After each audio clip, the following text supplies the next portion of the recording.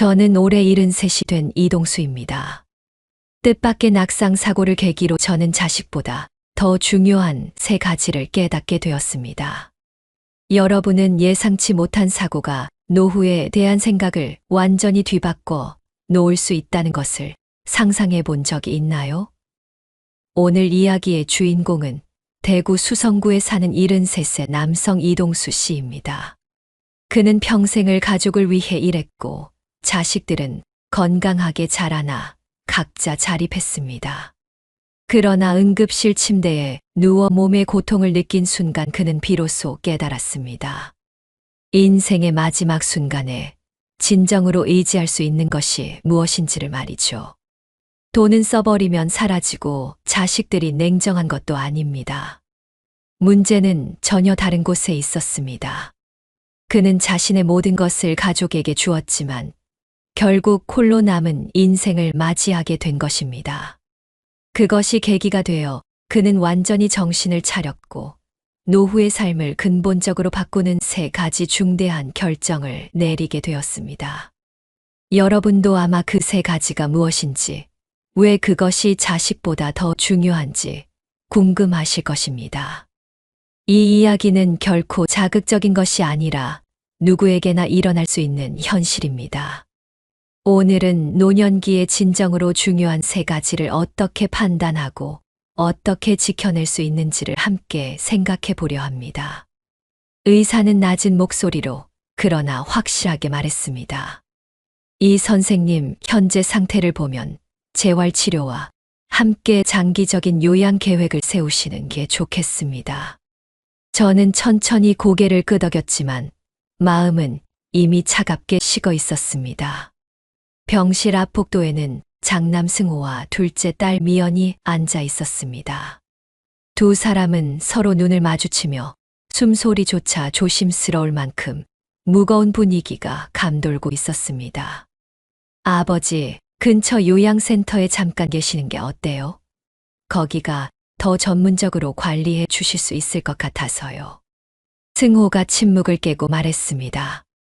아버지, 정말 죄송해요. 요즘 프로젝트 때문에 시간이 정말 없어요. 미연의 목소리는 따뜻했지만 미안함과 어쩔 수 없는 현실이 섞여 있었습니다. 제 아내 명숙이는 원래 중학교 교사였고 정년 퇴직 후에도 독서 모임에 열심히 참여했지만 제 곁을 떠난 지 벌써 8년이 되었습니다.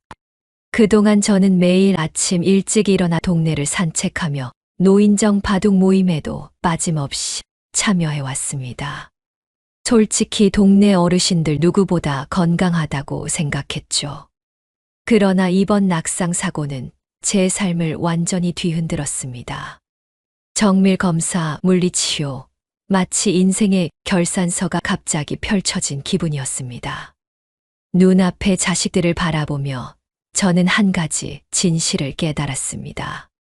우리 세대는 편안한 노후를 어떻게 맞이해야 하는지 배운 적이 없었습니다. 가족을 위해 온 힘을 다해 일했지만 노후에는 자신의 삶을 진지하게 고민해 본 적이 없었던 겁니다. 그날 밤 저는 좀처럼 잠들 수 없었습니다.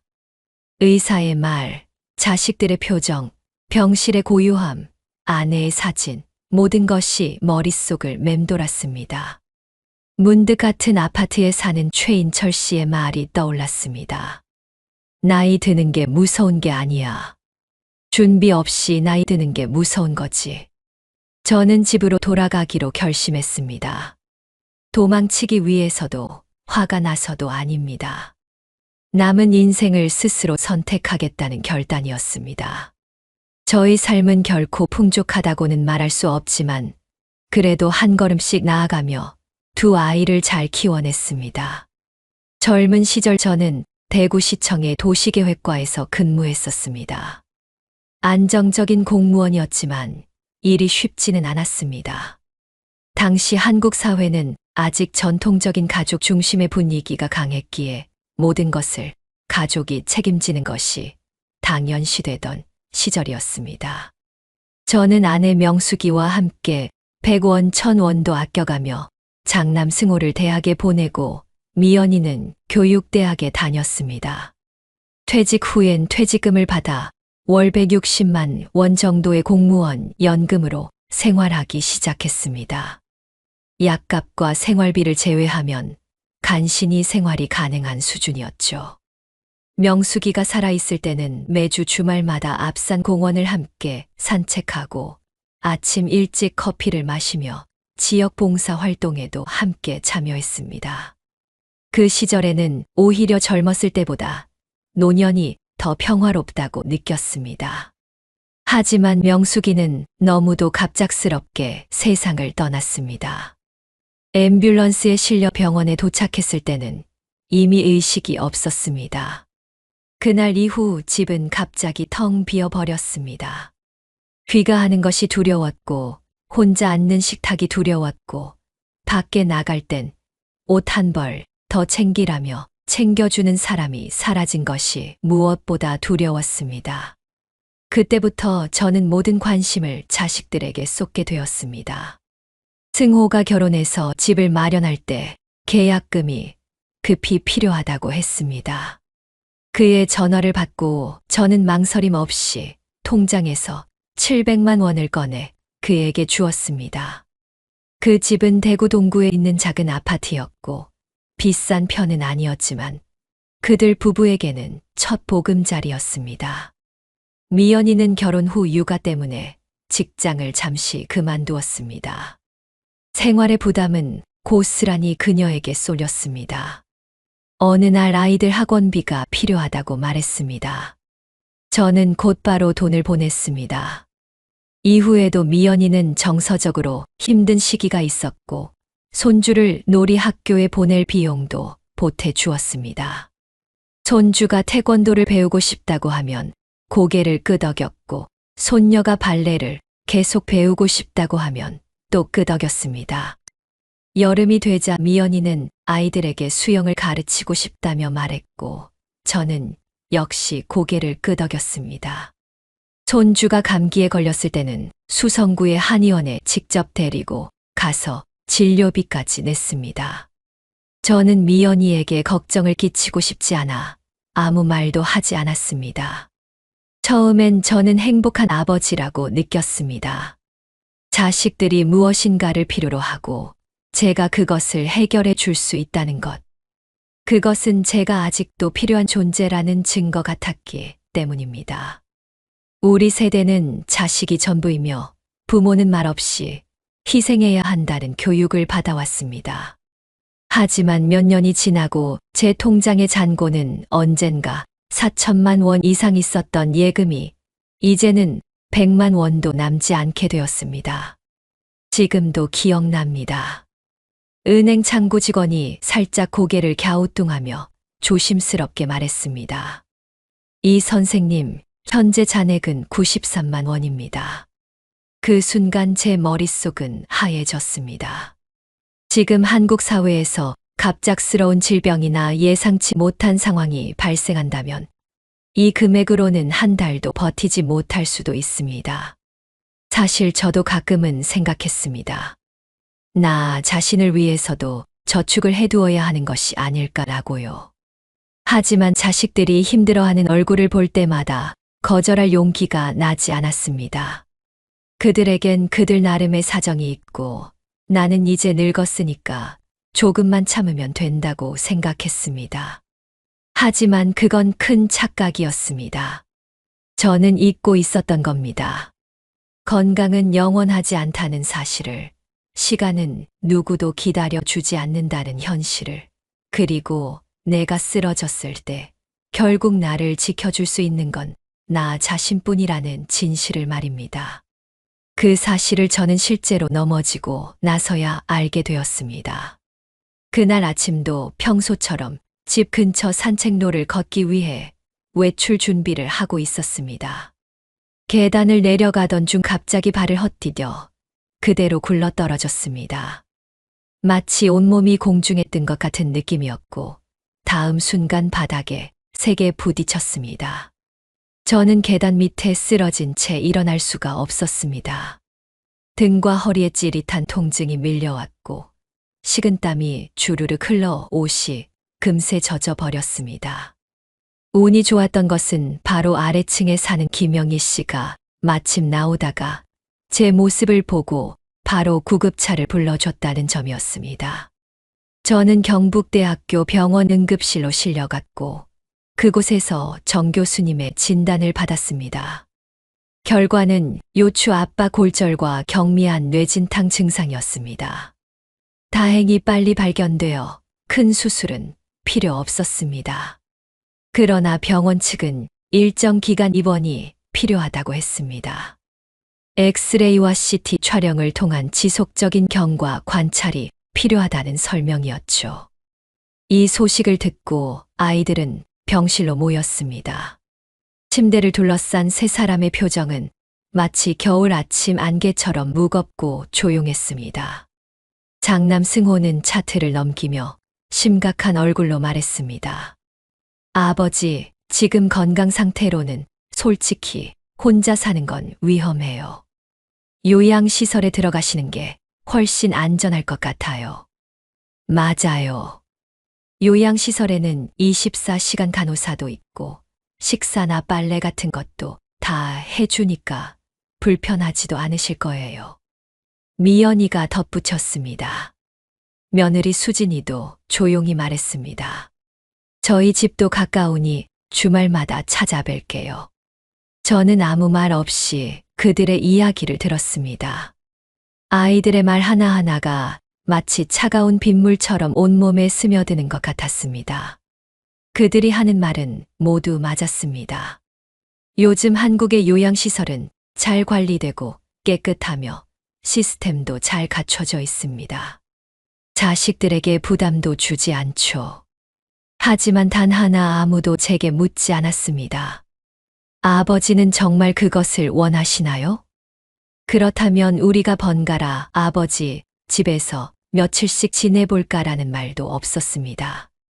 앞으로의 삶을 함께 고민해 보자는 말도 들을 수 없었습니다. 그 누구도 제 의사를 묻지 않았습니다. 저는 아이들이 제 직장을 그만두고 저를 돌보기를 바란 것은 아닙니다. 시대는 바뀌었고 그들에겐 그들의 가정과 삶이 있습니다. 하지만 제가 이렇게 빨리 그들의 삶에서 분리되어야 한다는 것은 상상도 못했습니다. 미연이는 요양원 안내 책자를 꺼내 보여주었습니다. 아버지, 이건 수성구에 있는 시설이에요. 최신 장비도 잘 갖춰져 있고 정부 지원도 있어서 월 95만 원 정도면 식사랑 의료도 포함이에요.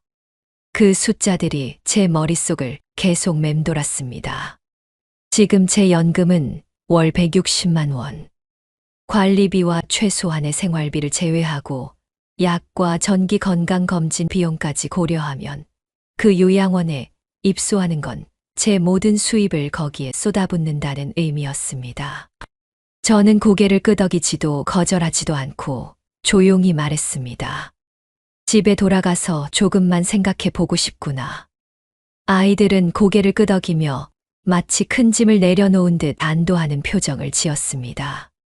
택시를 타고 집으로 돌아오는 길 창밖으로 보이는 대구의 거리 풍경이 점점 멀어져 가고 있었습니다.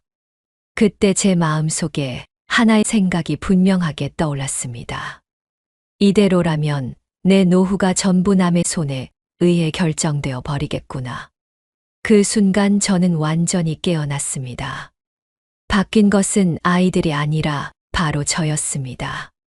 저는 제 선택할 수 있는 권리를 스스로 내려놓고 있었던 것입니다. 저는 그동안 저축을 다 쓰는 것이 희생이라고 생각했습니다. 남기는 재산은 자산을 물려주는 일이라고 굳게 믿고 있었습니다. 하지만 현실은 달랐습니다. 노후는 단순한 선의로는 지켜지지 않습니다. 자식들의 다정함만으로도 지켜낼 수 있는 게 아닙니다. 인생의 마지막에서 진짜 안전은 오직 자기 손으로만 지킬 수 있는 것입니다. 저는 그날 결심했습니다. 남은 삶을 스스로 지키기로. 병원에서 돌아온 저는 하루 종일 집안을 정리했습니다. 오래된 물건들을 하나하나 정리하고 무엇보다도 제 머릿속 생각을 정리하기 시작했습니다. 그날 밤 저는 조용히 전화기를 들고 오래된 번호 하나를 눌렀습니다. 여보세요. 최인철입니다. 그는 과거 대구지방법원에서 근무했던 법원 사무관이었습니다. 정년 퇴직 후에는 법률 상담이나 유언장 작성법, 신탁 설정 방법 등에 대한 강의를 하며 활동하고 있었죠. 제 목소리를 듣자 그는 걱정스러운 어조로 말했습니다. 요즘 연락도 없고 건강이 안 좋다는 소문도 있던데 괜찮아? 저는 한숨을 내쉬며 병원에서 있었던 일을 간단히 설명했습니다. 잠시 침묵하던 그는 느리지만 단호한 목소리로 말했습니다. 동수야, 이제야 알게 된 거지.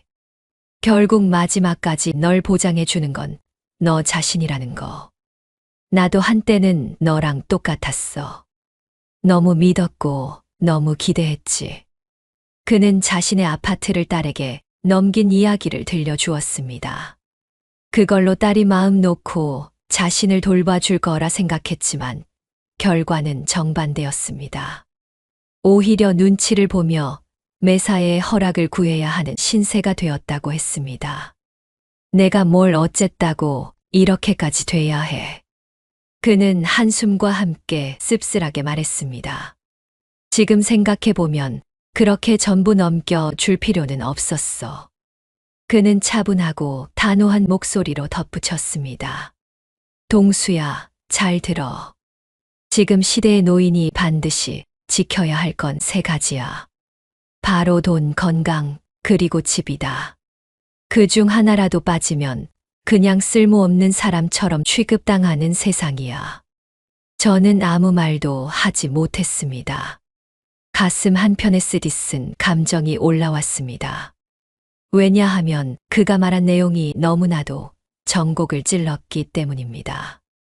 문제는 주는 것이 선이냐 악이냐가 아닙니다. 한 번 주고 나면 선택할 수 있는 권리마저 함께 내어주게 된다는 냉엄한 현실이 문제인 것입니다. 저는 천천히 말했습니다. 근데 돈은 거의 다 써버렸는걸. 그는 주저없이 말했습니다. 그렇다면 지금부터 다시 시작하는 수밖에 없지. 시간이 없어. 당장 은행에 가서 너의 모든 계좌와 통장을 확인해. 그리고 믿을 수 있는 사람 한 명을 찾아. 의지하기 위한 게 아니라 필요할 때 도와줄 수 있는 사람이야. 자식한테만 의존하지 마. 가장 중요한 건 아직 내 집 명의가 내 이름으로 되어 있다는 사실이야. 맞지? 저는 고개를 끄덕였습니다.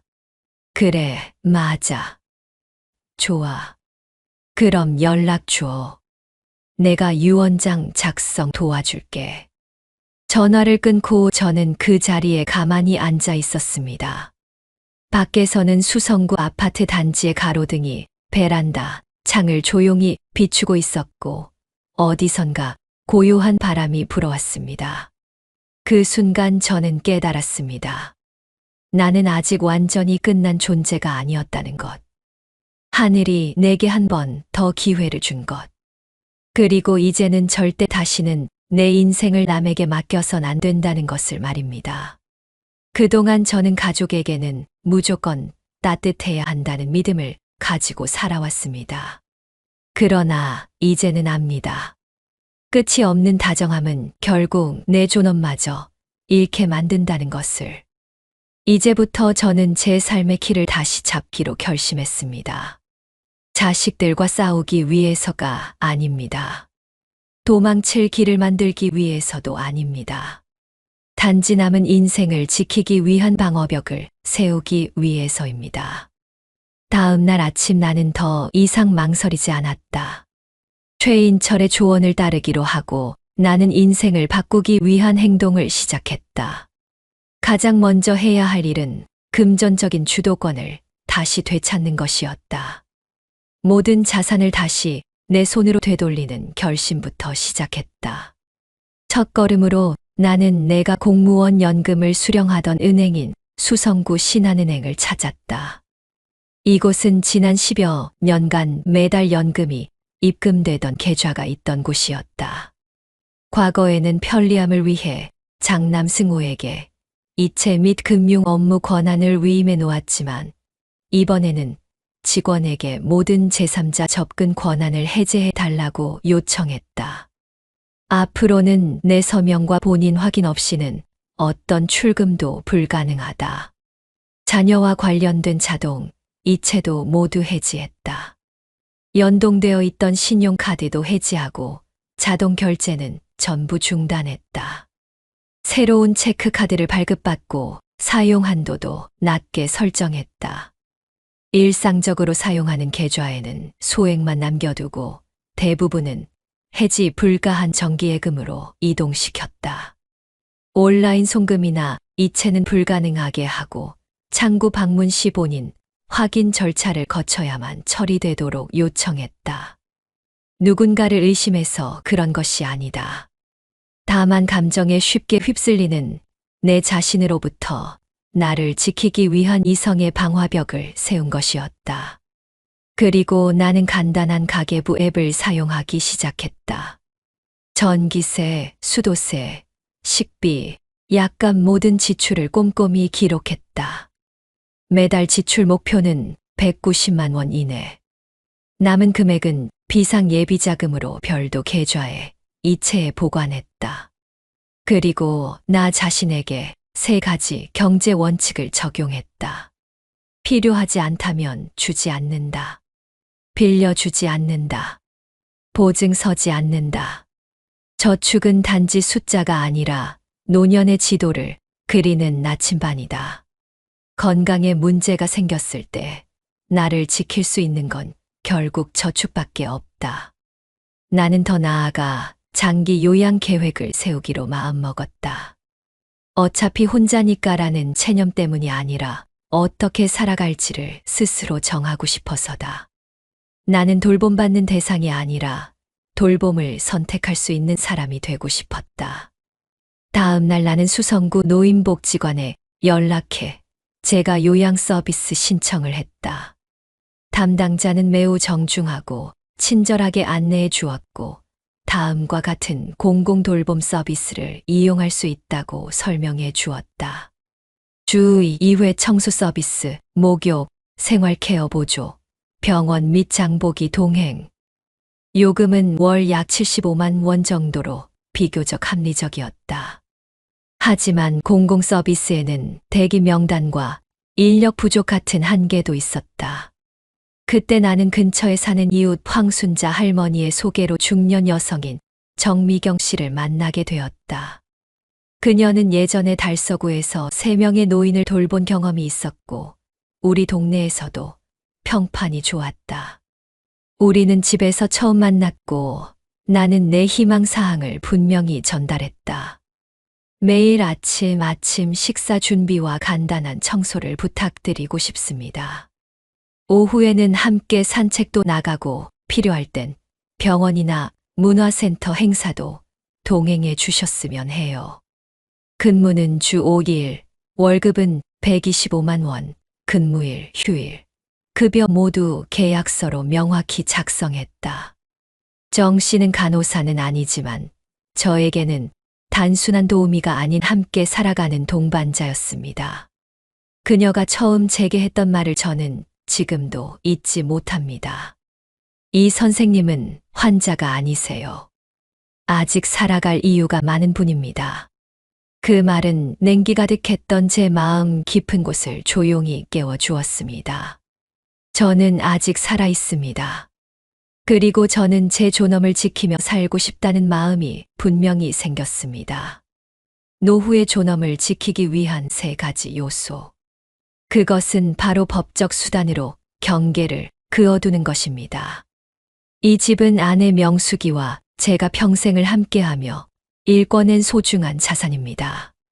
저는 요양시설에 보내진 후 이 집까지 내어주고 나중엔 내 자리에서조차 이방인처럼 취급받는 그런 인생은 절대 살고 싶지 않았습니다.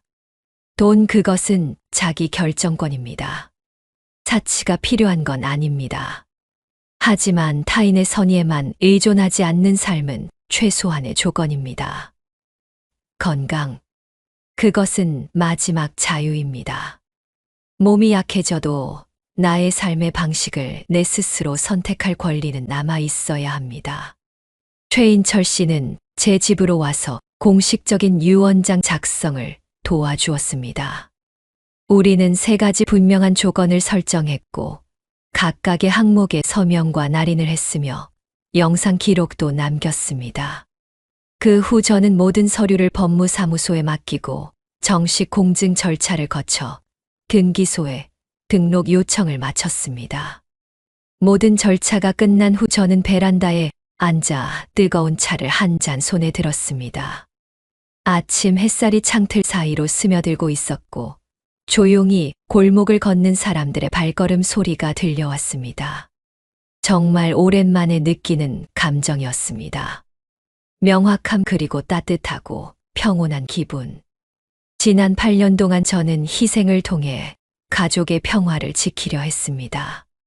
하지만 그 과정에서 제가 정말 지켜야 했던 것은 타인의 행복이 아니라 제 자신에 대한 신뢰와 삶의 의미였다는 것을 저는 모르고 있었습니다.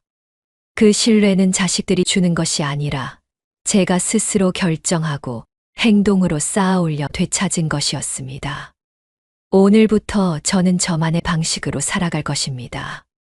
생활이 안정되기 시작한 첫 주 동안 오히려 저는 예전보다 더 바빠졌습니다. 매일 아침 6시 40분이면 정미경 씨가 저희 집으로 찾아옵니다. 아침 식사 준비, 혈압 측정, 청소까지 그녀의 동작은 빠르고 정돈되어 있으며 말수가 적지만 저의 기분을 세심하게 살펴줍니다. 그건 아무나 할 수 있는 일이 아닙니다. 점심에는 그녀가 만든 간단하지만 영양 가득한 식사를 함께합니다. 저는 맛있게 먹을 수 있었고 기분도 안정되어 자연스럽게 낮잠도 잘 수 있었습니다. 오후에는 수성구 드란길 공원에서 산책을 하거나 범어동 근처 노인복지관에서 열리는 가벼운 스트레칭 수업에 함께 참여하기도 합니다. 처음엔 매일 누군가가 집에 있다는 것이 불편할지도 모른다고 생각했습니다. 하지만 실제로는 전혀 반대였습니다. 미경 씨는 자식들처럼 좀 더 드세요. 일찍 주무세요. 같은 지시를 하지 않습니다. 그녀는 마치 나이 든 친구처럼 조용히 곁에 있어 주는 사람이었습니다. 제 건강도 조금씩 나아지고 있습니다. 약은 제때 챙겨 먹고 있고 운동도 꾸준히 하고 있습니다. 재검진 때 정민석 교수님이 놀라며 말했습니다. 이 선생님, 수치가 갑자기 좋아졌네요. 삶에 대한 의지가 굉장히 강하신 것 같아요. 저는 조용히 미소 지었습니다. 삶의 의지라기보다는 저는 단지 목적과 계획이 있는 삶을 다시 되찾았을 뿐입니다. 어느 토요일 아침 장남 승호에게서 전화가 왔습니다. 아버지, 이번 주말 시간 괜찮으세요? 가족들 다 같이 찾아뵙고 싶어서요. 그의 목소리는 어딘가 조심스러웠고 제가 혹시 거절할까 걱정하는 듯 했습니다. 저는 부드럽게 대답했습니다. 물론이지. 꼭 오렴. 그날 승호는 아내 수진이와 2아이를 데리고 집에 왔습니다. 현관문을 열자마자 손주가 달려와 저를 꼭 껴안으며 말했습니다. 할아버지 며칠만 여기서 같이 지내도 돼요? 제 마음은 따뜻해졌지만 겉으로는 말없이 아이의 머리를 쓰다듬으며 미소 지었습니다. 점심 식사 중 승호가 제게 말했습니다. 아버지 미연이랑 얘기해봤는데요. 앞으로는 한 달에 한 번씩 번갈아 가며 아버지께 며칠씩 와서 지내기로 했어요. 평소에는 미경 씨께 부탁드리고 돌봄 비용도 함께 나눠서 부담하려고요. 저는 나무를 젓가락으로 짚던 손을 멈추고 고개를 들어 승호를 바라보았습니다. 그는 약간 긴장한 표정으로 제 반응을 기다리고 있었습니다. 저는 조용히 미소를 지으며 젓가락을 내려놓고 말했습니다. 그럴 필요 없다. 미경 씨가 아주 잘해주고 계시고 지금 내 생활은 아주 편안하단다. 너희는 너희 삶을 살아야지. 아버지, 일로 걱정하지 마라. 며느리 수진이는 고개를 숙이고 조용히 안경을 닦고 있었고 그녀가 천천히 숨을 들이쉬는 소리가 들렸습니다. 승호는 아무 말 없이 평소보다 천천히 젓가락을 움직였습니다. 저는 알고 있었습니다. 그들이 약간의 쓸쓸함을 느끼고 있다는 것을. 하지만 동시에 지금의 이 상황이야말로 제가 원했던 결과라는 것도. 저는 누군가에게 돌봄을 받고 싶은 것이 아니라 그저 존중받고 싶었던 것입니다. 나이 든다는 것은 가치를 잃는 것이 아닙니다. 단지 존재 방식이 변할 뿐입니다. 예전에 저는 가족을 위해 모든 것을 바쳤습니다. 보답을 바라지도 않았습니다. 그런데도 마음 한편에서는 인정받지 못한다는 외로움을 느끼곤 했습니다. 하지만 지금의 저는 아무것도 바라지 않습니다. 그래서인지 아이들의 눈에 저는 점점 존재감 있는 사람으로 다시 보이기 시작한 것입니다. 진짜 효도란 부모가 쓰러졌을 때 손을 내미는 것이 아니라 부모가 아직 자립하고 있을 때 그 노력과 존재를 제대로 바라봐 주는 것일지도 모릅니다. 그 후 몇 주 동안 아이들은 예전보다 훨씬 자주 전화를 걸어오곤 했습니다. 미연이는 아빠, 이번에 건강보조식품 하나 보냈어요. 영양제도 같이 넣었으니까 꼭 챙겨 드세요. 라며 택배를 보내왔고 승호는 아버지, 정기검진 일정 관리 제가 도와드릴게요. 라고 말하며 병원 예약을 챙기기 시작했습니다. 평소 대화를 자주 나누지 않았던 사위까지도 전화를 걸어왔습니다. 아버님 혹시 낚시 좋아하세요? 저희 동호회에서 금호강으로 가는데 같이 가실래요? 저는 조용히 미소 지었습니다. 그것은 자랑스러움이 아닌 마음속에서 차분하게 번지는 고요한 안도감이었습니다. 저는 특별한 일을 한 것이 없습니다. 단지 제 삶의 키를 다시 제 손으로 잡았을 뿐입니다. 그리고 노후에 저 자신을 존중하고 배려한 것.